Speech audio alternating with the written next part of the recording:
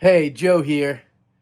A week removed from my first outing with Brittany in XFWD trim. I went out to the reunion last weekend, did some testing, some loud stuff I can't do here in my neighborhood, tested the launch control, brought the car out on the track, did a burnout, and when I went to stage the car, I had no boost anymore. Some smoke started coming out. I hurt the turbo. I sent the turbo into Force Performance. They got to look at it, and it looks like something metal, something of a hard metal, went through the turbine and essentially destroyed the whole turbo. Which sucks, but in the wise words of Richong, that's racing. So Force Performance is working on building me a new turbo, and in the meantime, I need to figure out what went through the turbine. Was it something, a nut or a bolt or a washer that was dropped somewhere? Is it a piece of my engine? Who knows? I'm going to start doing some tests and seeing what I can find out.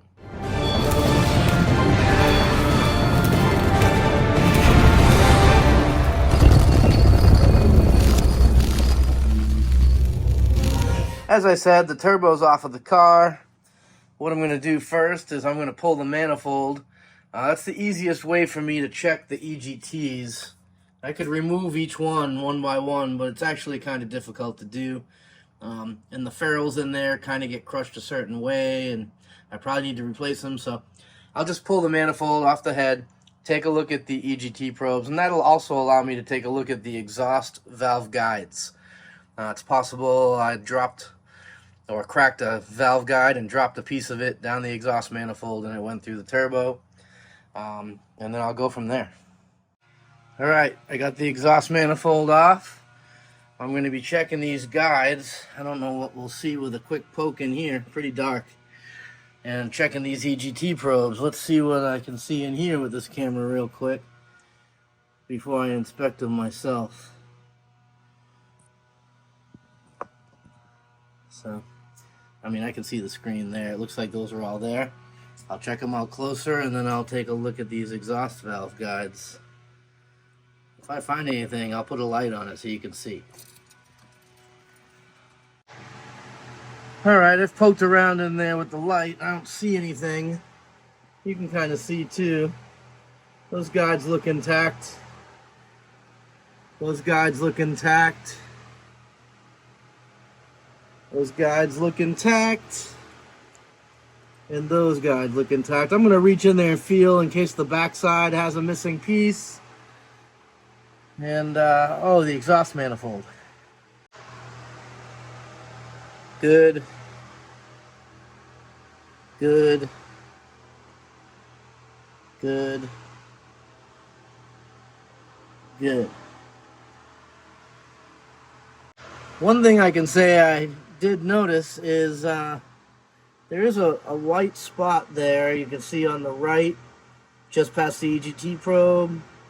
I'm not sure if that's something, but that looks like a pretty good chip to the coating on the inside where the coating overspray is on there. That looks like it's possible something went down that runner. It's number 2.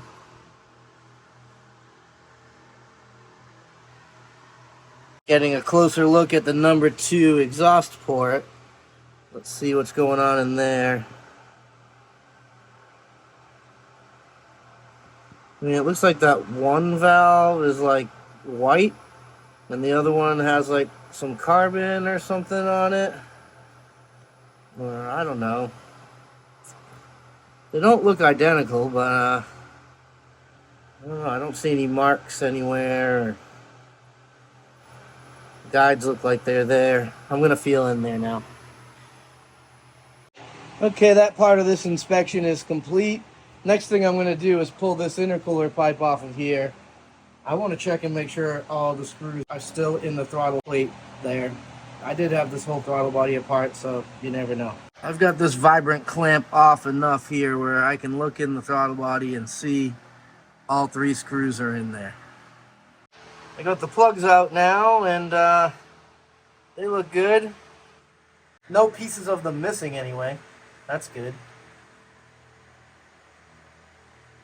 Okay, next, I need to look in the cylinders. In order to do this, I bought a $40 borescope on Amazon. This is it. Looks like this. It's got this little box right here, hooks to your phone or iPad or whatever. Wi-Fi, has 16 foot of flexible cord, and it has this thing on it. And I got it hooked up to my iPad right now. And this is like some sort of weird inception or something. But I'm going to give this thing a try.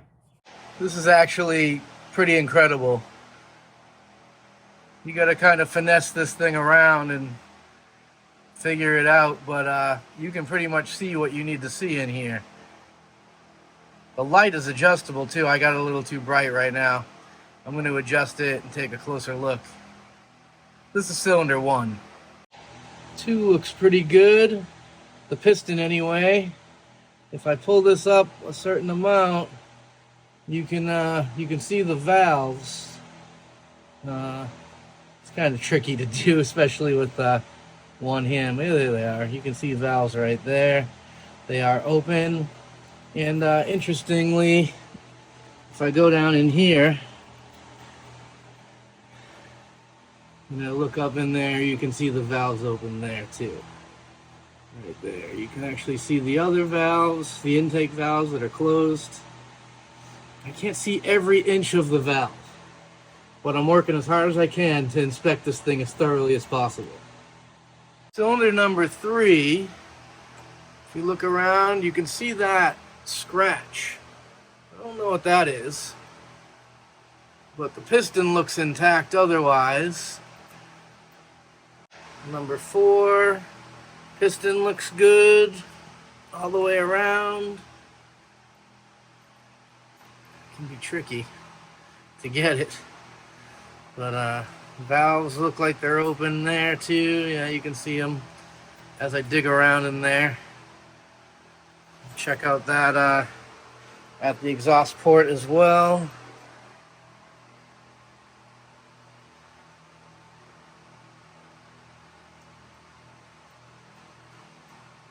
I mean, I'm no expert on this stuff. I'm just looking.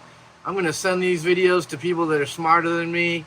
Like, I see what looks like some oil, like in spots.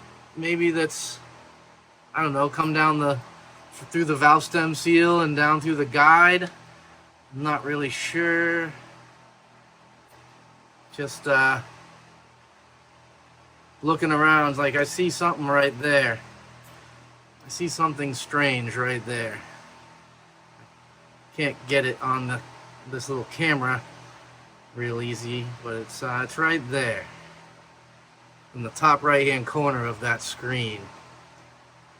It's really hard to get it in focus, but it looks like, I don't know, some residue or maybe a burn mark. I'm not sure, but check it out more. So this is an interesting thing. Some of you may know that the EGR port that's on the back of the motor there by the intake, number 4 intake port, right next to it on the manifold. EGR valves there on the factory intake manifold. Some people, as I have done in the past, will tap and run a tube from that port, to a sensor to measure exhaust manifold pressure. That port connects to exhaust runner number 4. Now, if I go in here and I look around, I'm going to look on this side, and what I see is the valve, right? But if I take this and I put it on this side, I go in this hole, right? I look around, I find this. What is this? And then I can go in there with this camera, like, way in there. Like, let me show you. That's as far as I can put it in. If I pull this out, like, that's way up in there. That's the EGR port.